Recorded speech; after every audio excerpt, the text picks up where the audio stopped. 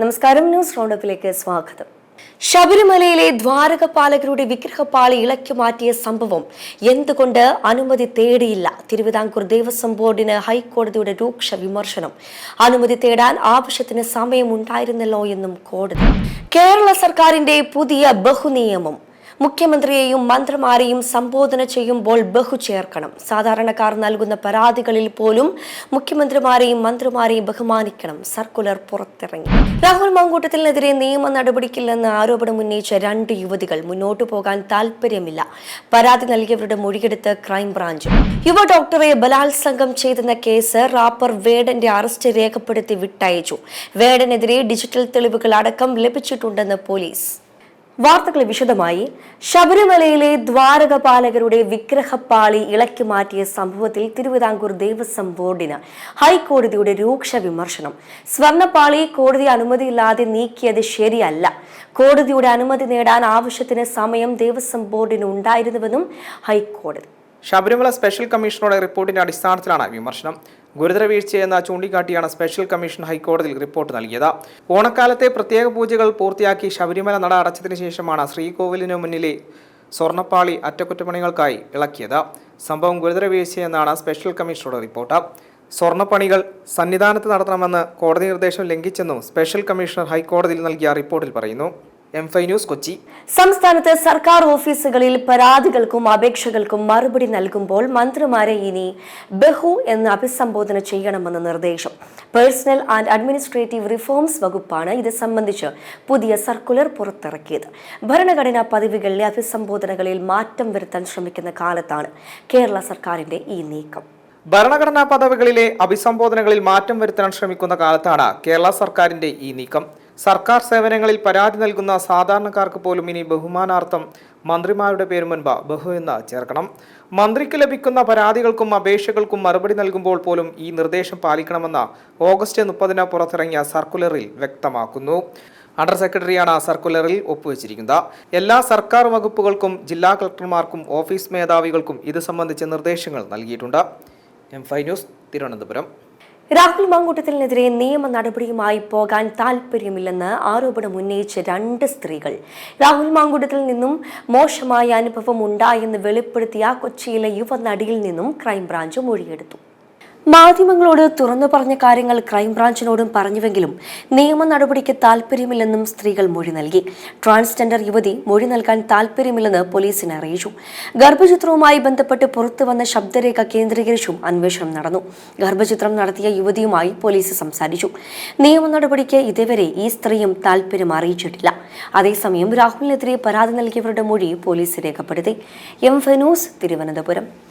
യുവ ഡോക്ടറെ ബലാത്സംഗം ചെയ്തെന്ന കേസിൽ റാപ്പർ വേടൻ അറസ്റ്റിൽ. തൃക്കാക്കര ACPയുടെ നേതൃത്വത്തിലുള്ള ചോദ്യം ചെയ്യലിന് പിന്നാലെയാണ് അറസ്റ്റ്. മുൻകൂർ ജാമ്യമുള്ളതിനാൽ വൈദ്യ പരിശോധനയ്ക്ക് ശേഷം വിട്ടയച്ചു. വേടനെതിരെ ഡിജിറ്റൽ തെളിവുകൾ അടക്കം ലഭിച്ചിട്ടുണ്ടെന്നാണ് പോലീസ് പറയുന്നത്. വിവാഹ വാഗ്ദാനം നൽകിയിരുന്നുവെന്ന് തെളിയിക്കുന്ന തരത്തിലുള്ള തെളിവുകളാണ് പോലീസ് പക്കലുള്ളത്. ഈ സാഹചര്യത്തിലായിരുന്നു അറസ്റ്റ്. വിവാഹ വാഗ്ദാനം നൽകിയ 5 തവണ പീഡിപ്പിച്ചുവെന്നായിരുന്നു യുവ ഡോക്ടറുടെ പരാതി. മണിക്കൂറുകൾ നീണ്ട ചോദ്യം ചെയ്യലിനൊടുവിലാണ് അറസ്റ്റ്. ചോദ്യം ചെയ്യൽ ബുധനാഴ്ച തുടരും. ലൈംഗിക ആരോപണങ്ങൾക്കിടെ വേടൻ കഴിഞ്ഞ ദിവസം സംഗീത പരിപാടിയിൽ പങ്കെടുക്കുകയും ചെയ്തിരുന്നു. താൻ എവിടെയും പോയിട്ടില്ലെന്നും വേടൻ പറഞ്ഞിരുന്നു. അതേസമയം തനിക്ക് കോടതി സംബന്ധമായ വിലക്കുള്ളതിനാൽ ഒന്നും പറയാൻ സാധിക്കില്ലെന്നും അത് കഴിഞ്ഞാൽ തന്റെ ഭാഗം പറയുമെന്നും വേടൻ വ്യക്തമാക്കിയിരുന്നു. M5 news, Kochi. തലസ്ഥാനത്ത് 7 ദിവസം നീണ്ടുനിന്ന സംസ്ഥാന സർക്കാരിന്റെ ഓണം വാരാഘോഷത്തിന് സമാപനം. ഓണാഘോഷം റിയൽ കേരള സ്റ്റോറിയാണെന്ന് സമാപന സമ്മേളനം ഉദ്ഘാടനം ചെയ്ത് ടൂറിസം വകുപ്പ് മന്ത്രി PM മുഹമ്മദ് റിയാസ് പറഞ്ഞു. അഭൂതപൂർവമായ ജനപങ്കാളിത്തത്തോടുകൂടി വിജയകരമായി മാറുന്നതിന് ഒരുപാട് പേരുടെ അധ്വാനം. ഇതിന്റെ സമാപന സമ്മേളനത്തിൽ അവരെക്കുറിച്ച് 2 വർത്തമാനം പറഞ്ഞിട്ടില്ലെങ്കിൽ അത് നന്ദികേടാണ് എന്നുള്ളത് വസ്തുതയാണ്. ഗാനമേള എപ്പോഴാണോ നമ്മുടെ കലാപരിപാടി തുടങ്ങാൻ നിശ്ചയിച്ചത് ആ സമയത്ത് തന്നെ തുടങ്ങും. ഇവിടെ ഇരിക്കുന്നവരിൽ എല്ലാവരും ഈ പരിപാടി സന്തോഷത്തോടു കൂടിയാണ് കാണുന്നത്. ഏതെങ്കിലും ചിലർ ഈ പരിപാടി വിജയിപ്പിക്കുന്നതിന് കഠിനാധ്വാനം ചെയ്യുന്നവരെ കുറിച്ച് 2 വർത്തമാനം പറയരുതെന്ന് ആഗ്രഹിക്കുന്നവരുണ്ട് എന്ന് ഞാൻ കരുതുന്നില്ല.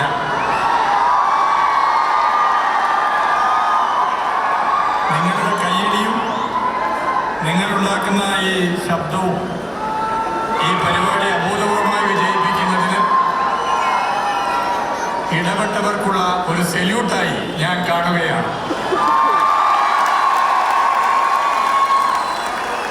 ഇവിടെ ഇതിന്റെ ഭാഗമായി ഞങ്ങൾ തീരുമാനിച്ചത് ഉദ്ഘാടന സംസാരത്തിന് ശേഷം ഞങ്ങൾ എല്ലാവരും കൂടി ചേർന്ന് തീരുമാനിച്ചു വിദേശത്തു നിന്ന് വന്ന അതിഥി മാത്രം സംസാരിച്ചുകൊണ്ട് ഉദ്ഘാടന പരിപാടി അവസാനിപ്പിക്കണമെന്നാണ്.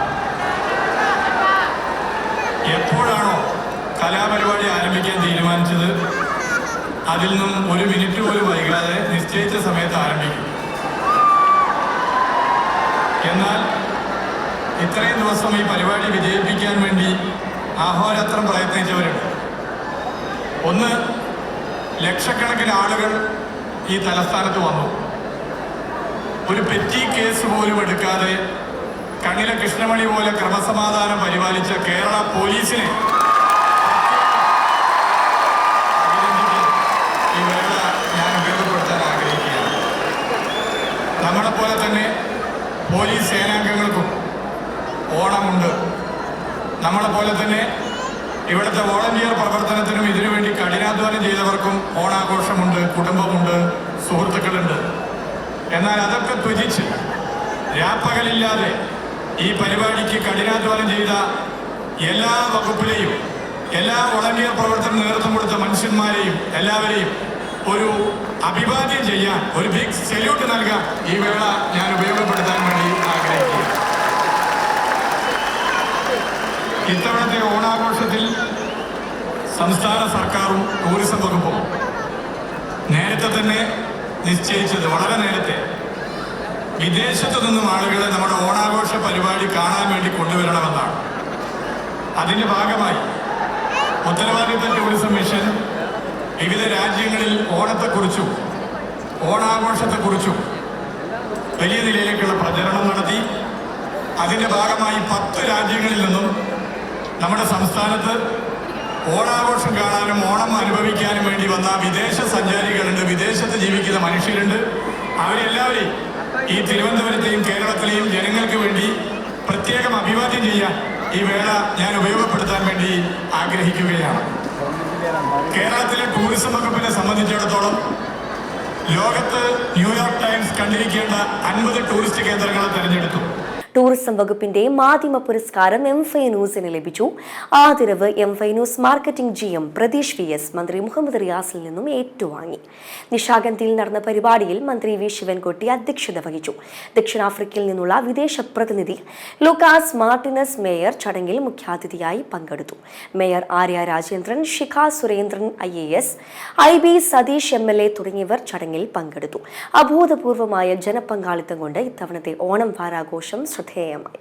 സംസ്ഥാന സർക്കാരിന്റെ ഓണം വാരാഘോഷത്തിന്റെ ഭാഗമായി സംഘടിപ്പിച്ച സമാപന ഘോഷയാത്ര വർണ്ണാഭമായി. Kerala governor Rajendra Vishwanath Arlekar flag off ചെയ്തു. വെള്ളയമ്പലത്തിൽ നിന്നും ആരംഭിച്ച ഘോഷയാത്ര കിഴക്കേക്കോട്ടയിൽ സമാപിച്ചു.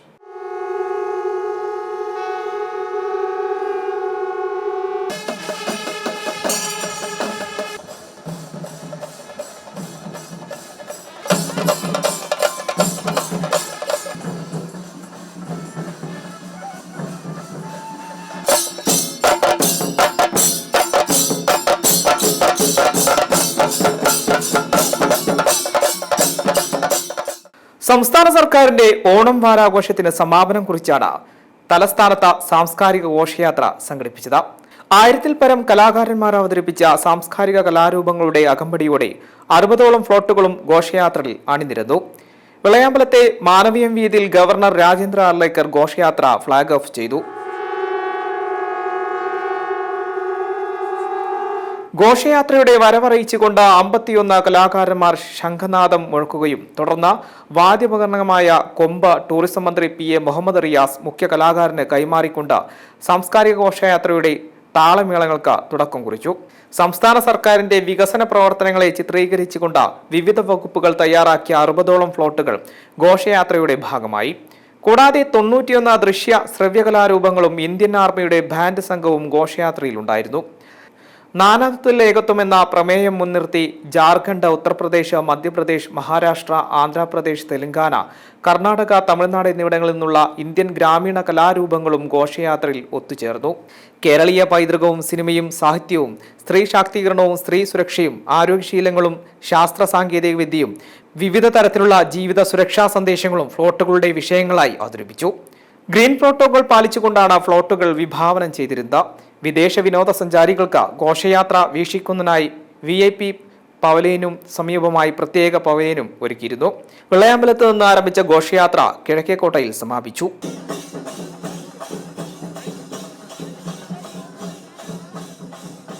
M5 news, Thiruvananthapuram.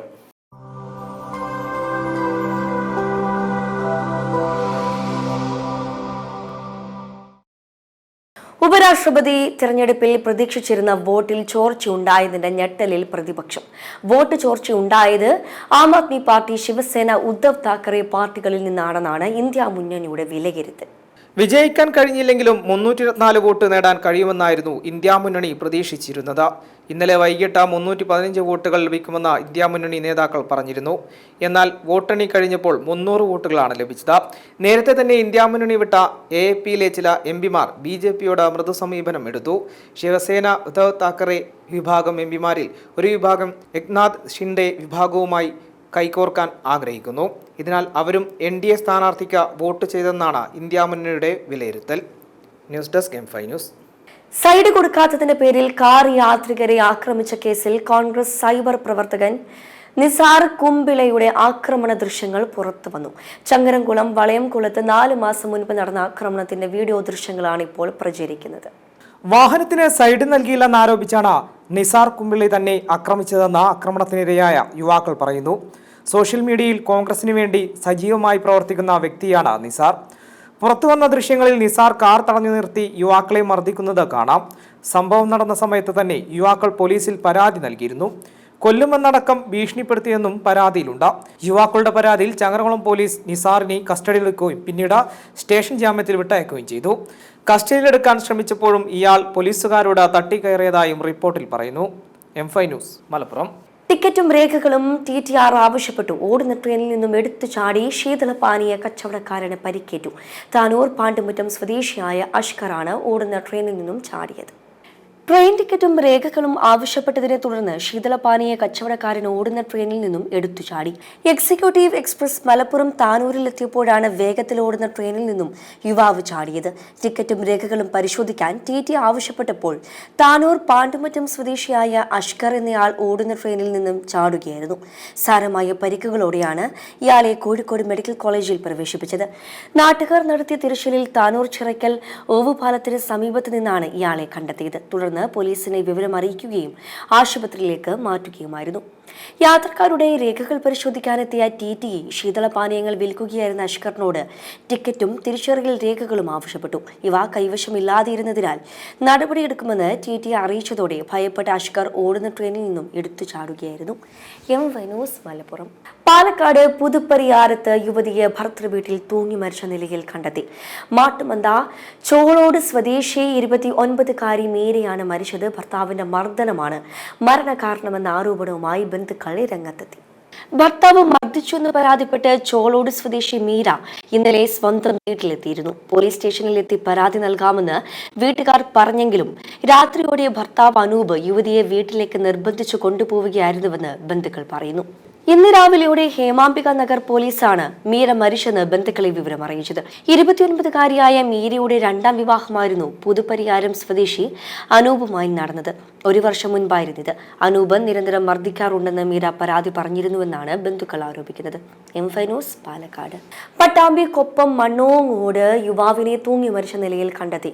കരിങ്ങനാട് കാമ്പ്രാത്താൽ സ്വദേശി കളപ്പാറ പറമ്പിൽ ദിനേശ് ബാബുവാണ് മരിച്ചത്. ബുധനാഴ്ച രാവിലെ മണ്ണോങ്കോട് പാടത്തെ കുളത്തിന് സമീപത്തെ മരത്തിലാണ് യുവാവിനെ മരിച്ച നിലയിൽ കാണുന്നത്. കുളക്കടവിൽ കുളിക്കാനെത്തിയവരാണ് മൃതദേഹം കണ്ടത്. ഇതോടെ നാട്ടുകാരെ വിവരം അറിയിക്കുകയായിരുന്നു. തുടർന്ന് പോലീസിൽ വിവരം അറിയിക്കുകയായിരുന്നു. വ്യാപാര കരാറിലെ തടസ്സങ്ങൾ പരിഹരിക്കുന്നതിന് ഇന്ത്യയുമായി ചർച്ചകൾ തുടരുമെന്ന് അമേരിക്കൻ പ്രസിഡന്റ് ഡൊണാൾഡ് ട്രംപ്. തന്റെ പ്രിയ സുഹൃത്ത് നരേന്ദ്രമോദിയുമായി സംസാരിക്കാൻ ആഗ്രഹിക്കുന്നു. ഇരു രാജ്യങ്ങൾക്കും ധാരണയിലെത്താൻ ബുദ്ധിമുട്ടാകില്ലെന്നും ട്രംപ് സമൂഹ മാധ്യമമായ ട്രൂത്ത് സോഷ്യലിൽ കുറിച്ചു.